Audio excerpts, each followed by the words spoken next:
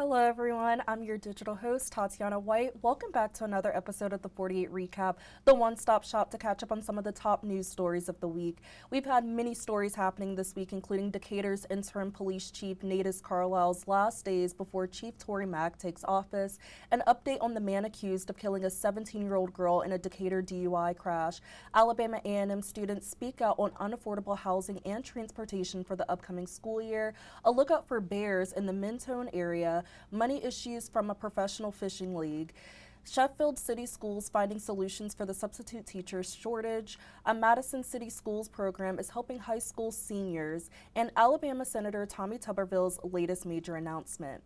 I hope you all are having a wonderful weekend. Let's get into this weekend's recap. One of the top news stories of the week was out of Decatur. Decatur's interim police chief, Nadis Carlisle, will be wrapping up his term as chief to pass the torch to Chief Tory Mack on Monday. 48's Callie Neese spent Wednesday talking to Carlisle about what this transition means for the city of Decatur. Interim Chief of Police Nadis Carlisle is wrapping up his term as Chief of Police here in Decatur. He says it's been a challenge, but he feels like he helped people. This was the second time Carlisle has stepped in as interim chief of police. He says this time around was a challenge. But I have witnessed firsthand the last 3 months the pain, the anger, and the mistrust from some members of the community. And that's what we've been working real hard trying to improve things like that. Among those challenges for Carlisle has been working to improve relations with the community following the police shooting death of Steve Perkins. Those tensions boiled over again during Carlisle's 3 months as interim chief after John Scott Jr.'s death in police custody back in April.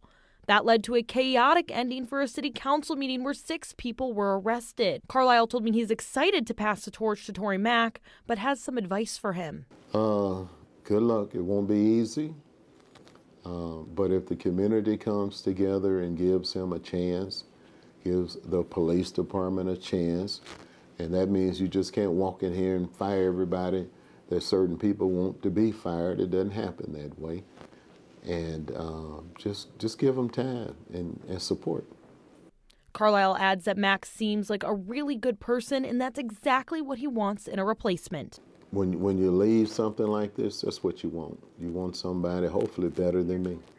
Decatur's new police chief, Tory Mack, will be sworn in on Monday. Reporting in Decatur, Callie Neese, 48 News, on your side.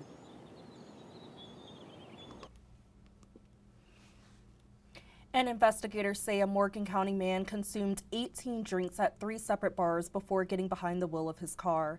Kevin Pinich is behind bars without bond after police say he drove more than 100 miles per hour right into a 17-year-old girl's car, killing her in Decatur. Not only is Pinich charged with murder, but we're learning there could be others held responsible. 48's Nick Ballinger reported outside of one of the places Pinich visited that night, and he shares more on how bartenders in Alabama have a responsibility by law to make sure customers are not overserved. Just 11 days ago, 17-year-old Chloe Hastings lost her life after police say Kevin Pinich drove drunk and killed her in a wreck on Beltline Road in Decatur. Huntsville attorney Hunter Garnett sees a long legal road ahead, not just for Pinich. The family of the young lady who was killed has a very strong civil case, not only against a drunk driver, but also against the establishments that overserved that man. During a bond hearing Tuesday, it was revealed Pinich visited 3 different bars that night, ordering 4 shots and 2 beers from each, 18 drinks. It's stated clearly by Alabama ABC board that bartenders can't serve anyone who looks intoxicated. The bartender, the owner of the bar, the restaurant can all be held liable. Bartenders in the Valley say monitoring customers is one of the most important things they do. Something that we do not take lightly, and it's not something we do half-heartedly. It's protection for them, but it's also protection for everyone else. We all have loved ones on the road. Patrick Briscoe owns SIP in Huntsville and has been shaking and stirring for nearly 30 years. There's the difference between a nightclub versus a sports bar versus a restaurant. The responsibility is always the same. Take care of the guests, but not over take care of the guests. We're looking out for their well-being as well. But how can a bartender control what someone's had before starting a tap? Well, they can't. But Briscoe says the law is still the law. We can only control what has happened in our bar. we're not going to contribute to the overserving, even if they've already been overserved. We pay attention to the guests from front to back. It's the tricks of the trade that not only help keep customers safe, but keeps the lights on and the kegs flowing. And some students at Alabama A&M are worried about unaffordable housing and transportation for the upcoming school year after they say rising sophomores and upperclassmen were removed from on-campus housing. 48's Noah Cowell shares more after speaking with one of the students impacted. One rising sophomore says she and hundreds of other Alabama A&M students were looking to live on campus next year, just for the university to restrict every single on-campus living option to freshmen only, without any advance notice. The student, who wishes to remain anonymous, says over a month ago she and her friend reserved rooms at Normal Hills, one of the two on-campus living options which normally house upperclassmen, but they received an unexpected notification on their online portal last week, and they weren't the only ones. My friend is like, hey, check the group chat. People got moved from their dorms. And I'm like, this is so confusing. So I go and check my portal and it said I've been moved. She says they were randomly moved to an off-campus apartment. She says she was part of 400 students who weren't freshmen in a group chat trying to live on campus. But now A&M's website states every on-campus option is freshmen only. She says all of a sudden, many are forced to live 15 to 20 minutes away from campus without their own transportation. And she says the cheapest option is $1,000 more per semester than she was going to pay on campus. It is pretty horrible what they did to their students. A lot of people were looking forward to spending time with their friends, already setting up their room decor, room ideas, stuff like that. And for them to kind of just throw it all away and say, here, this is what you're getting, is very disappointed with the extra price that we all can't pay. These issues come 2 years after other students were forced to live off campus as well because of the school's largest incoming freshman class ever. Now, the student I spoke to today says repeated attempts to contact the administration for any sort of explanation here have been unsuccessful so far. I also reached out to the university for a statement on this situation, and all they could tell me was that university officials are looking into this matter. Reporting in Normal, Noah Cowell, 48 News, on your side. And be on the lookout for bears. Residents in the Mentone community are finding unexpected visitors digging through their garbage cans. Video surveillance is capturing bears going through people's trash, leading to creative ways of keeping lids shut. Those who rent out properties in the area often alert customers about the bears and encourage them to keep food out of sight. One researcher says bears that get a hold of human food can be deadly for them. So there's a common adage out there, a fed bear is a dead bear. And what that means is once a bear is fed from a human or has access to human provided foods, that bear will often have to be euthanized or put down because it has learned that humans are a food source. And so we really want to avoid that. Residents have been latching their garbage cans to avoid the mess, but also to protect the bears. But the city's new garbage service has announced it will no longer be picking up latched cans starting July 1st. And a professional fishing league is facing criticism from some recent tournament winners. They say they reeled in the fish, then they caught a bounce check from the organizers. 48's Faith Delp spoke to the American Bass Angler Company in Athens and one of those tournament winners. Rick Bradley and his team say they are still owed $400 after a fishing tournament held almost a month ago. They say the first prize check they got bounced. And after talking with tournament organizers, they still haven't been paid. Why offer a prize in money if you're not going to pay it or have return checks to your anglers that actually participate in it? And you know, I've never had this problem with any other tournament across the United States. Another man who took first place in that same tournament told me he's still waiting for his $1,300 prize. I spoke to the president of the American Bass Angler Company, Morris Sheehan. He pointed the blame at a banking issue. Sheehan says the ABA has two separate bank accounts at two separate banks. One for business costs and one specifically for tournament payouts. He told me that all of a sudden it takes 10 days to transfer funds from the business account to the tournament account. Bradley says $400 isn't the end of the world, but this is the only time he has ever had this problem with any tournament before. Never reached out to me after that return check. I actually reached out to them.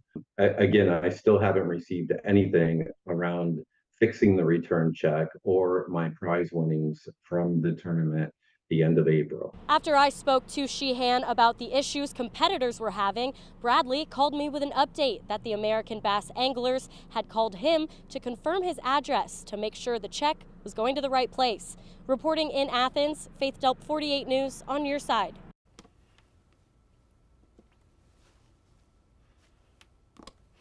And Sheffield City school leaders are bringing solutions to the table when it comes to the substitute teacher shortage seen around the nation. The school system is now using Kelly Services to fill in the gaps. Kelly Services can place substitutes that have experience and the background for certain subjects same day if needed. Teachers like Cassie Isbell say the substitute shortage really impacts them when there is an emergency call out. Isbell says if teachers get sick and call out the same day, it is nearly impossible to find someone last minute, so that responsibility ends up falling on other teachers. When we don't have adequate subs, it's a lot of moving parts to get it covered, and then students have to sometimes change their placement for the day. And I think having Kelly Services is really going to help our students in several different aspects. Leaders said they are sticking with Kelly Services for the foreseeable future. And a Madison City Schools program is helping high school seniors figure out what they want to do for the rest of their lives. 48's Nick Ballinger has more on this story. Typically, you trade in your cap and gown for scrubs, not vice versa, but that's the case for a group of Madison City School students.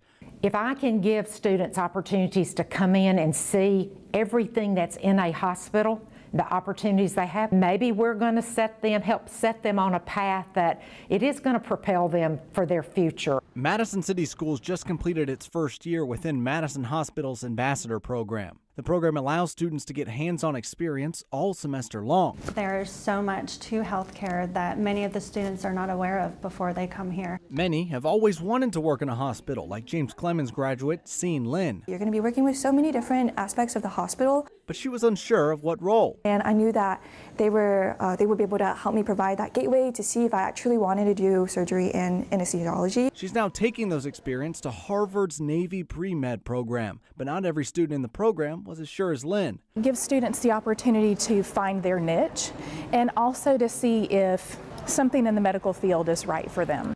Maggie Barker is working in the hospital as a processing tech. Unlike her classmates, she wasn't sure what she wanted to do. My teacher just told me, hey, you did well in this class. Here's an application for this internship. You should try to apply for it. But she says after a lab tech let her try everything on her own, all her doubts faded away. That made a huge impact on me, so I actually decided to go into the lab because of that person. While these two are well on their way, it won't be long before a fresh group of students get a head start on the rest of their lives. In Madison, Nick Ballinger, 48 News, on your side. And Alabama Senator Tommy Tuberville has officially announced his bid for governor once current Alabama Governor Kay Ivey's term ends. Tuberville's campaign website for governor is now live. Tuberville has served in the U.S. Senate since 2020. And coming up after the break, I'll be highlighting a local teen empowering others in their mental health journeys, a sneak peek into news coming up in our evening newscast, giving a look into some great events happening in the Huntsville and surrounding areas, all that and more when we come back.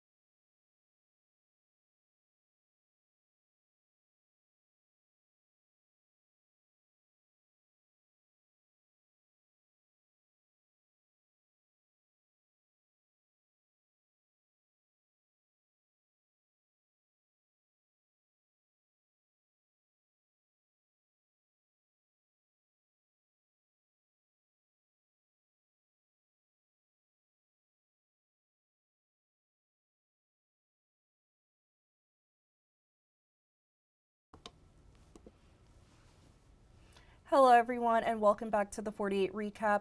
I had the pleasure of sitting down with a Gunnersville teen, Sarah Austin, who's using her voice to raise awareness about invisible illnesses that affect mental health. She is a recent high school graduate. She is the United States of America Teen Alabama 2025, the author of Crowned in Kindness, and the founder of Brave Minds Matter. Her advocacy work is deeply personal, and she joined 48 Now to share her story and inspire others to speak up and seek support. I want Brave Minds Matter to not just be a thing for the people with invisible illnesses, even though that's why I created it mostly for invisible illnesses. I know not everybody has an invisible illness, but I will tell you, everybody has an invisible issue and everybody's felt different at some point. And yes, we all are different in some ways or another, but that isn't what makes us who we are. We're all humans, and at the end of the day, we all have the same skin, same bones, and we all have a heart, we all have a soul. And I want people to feel cared about and feel loved because everybody deserves that. And not everybody could get that, but I wish everybody could see it at least once. It was so great getting to talk with Sarah. She's a reminder that courage and compassion can be powerful tools for change no matter what you're going through, and you don't have to go through anything alone. To hear more about Sarah Austin's journey and to learn more about her mental health advocacy work and support her, the full 48 Now interview is available to watch at WAFF.com under the Digital Shows tab. And as Mental Health Awareness Month comes to a close, always remember to take care of yourself mentally and spread kindness throughout the year to others. And if you are looking for a fun event to check out in the area this weekend, you don't want to miss out on the Rocket City Trash Pandas versus the Biloxi Shuckers. On Sunday, the Trash Pandas will convert into another identity as the Lunaticos. They play tonight at 6:35 p.m. and tomorrow at 2:35 p.m. at Toyota Field. Don't forget to stay for the fireworks show after tonight's game. And tonight, grab your cowboy hats, lace up your skates, and get ready to roll around the rink to songs off of Beyonce's Cowboy Carter album. Tonight, starting at 5 p.m., will be the Summer Skate Jam. It will be located at the Orion in the Apollo South Dome, and admission is free. You can bring your own skates, but they will also provide on-site skate and safety gear for rent at the event. Inline and quad skates are welcome. Skateboards, longboards, and one-wheels are prohibited. Family and friends are welcome to skate from 5 p.m. to 8 p.m., and the adults-only skating is from 8 p.m. to 11 p.m.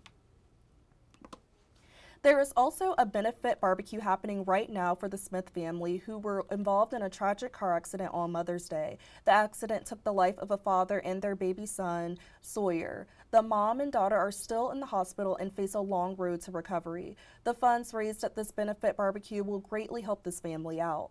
Barbecue plates can be bought until 6 p.m. today at Paint Rock Volunteer Fire Department for $20. The plates will include your choice of barbecue chicken or pulled pork, baked beans, coleslaw, dessert, and a drink. Come on out and support this family if you can. And tomorrow is the 4th annual Christ in Cars event happening at 10 a.m. at Shiloh Missionary Baptist Church. This is an impactful community event that brings together faith, fellowship, and a powerful message against gun violence. I had the pleasure of sitting down with the pastor, Reverend Dr. Michael Timberlake Jr., as he shared more about the importance of this event. So we've just been trying to just bring awareness to the gun violence that is happening, because there's so many young adults who are being affected by this. We have to take the narrow-mindedness out and look from a broader scope to try to reach the community, reach the next generation, and just simply do as Christ did and spread love. Yeah. I want the message to be, as people walk away from this event, I want people to walk away feeling empowered, informed, and excited.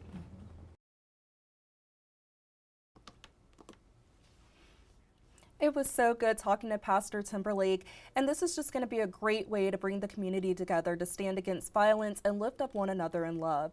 This event will feature a car show, a fish fry, music. Atlanta rapper Pastor Troy will be there as a guest speaker, and it is all free. Timberlake said he wants this event to be a time full of food, fun, and fellowship. At this year's event, the church will also honor the life of 16-year-old Demila Nixon Johnson, who was a beloved member of the congregation whose tragic death has has motivated calls for peace and to promote an end to gun violence. Her cousin April Johnson spoke with WAFF 48 News about Damila's beautiful spirit that was taken too soon by gun violence. She said she knows that Damila wasn't the intended target of those shots. April said the Christ and Cars event now takes a whole new meaning for her and her family.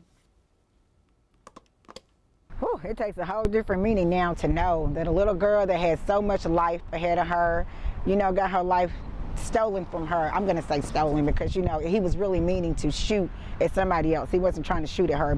She just had that attitude like, I know what I'm going to do and I know who I am. And she just always loved herself. And that's what we loved about her. We miss her a lot.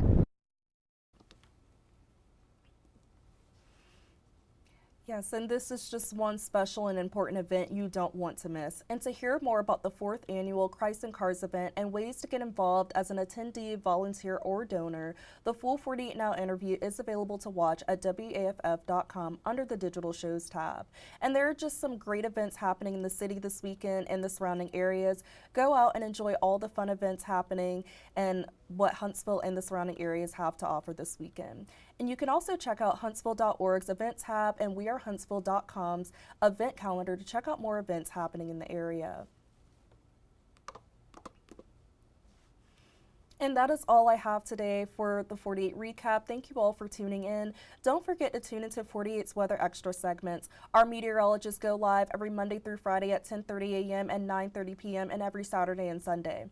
Don't forget to tune into meteorologist Jeff Denoyers later this afternoon at 4:30 p.m. for the 48 First Alert Weather Extra segment, and also tune in tomorrow at 8:15 a.m. for meteorologist Eric Burke's Weather Extra segment. And it is just another way to give you all extra insights on the latest weather forecast. Make sure to download our 48 apps and follow us on our Facebook and YouTube channels so you don't miss any updates on the weather. And thankfully this weekend it's going to be a lot sunnier and we'll get a little break from the rain. So definitely tune in for those Weather Extra segments. And if you would like to stay connected with me throughout the week, please be sure to follow my Facebook page at Tatyana White, WAFF 48. Take care, everyone, and have a safe weekend. I will see you all back here next Saturday. I hope you all have a great rest of your weekend.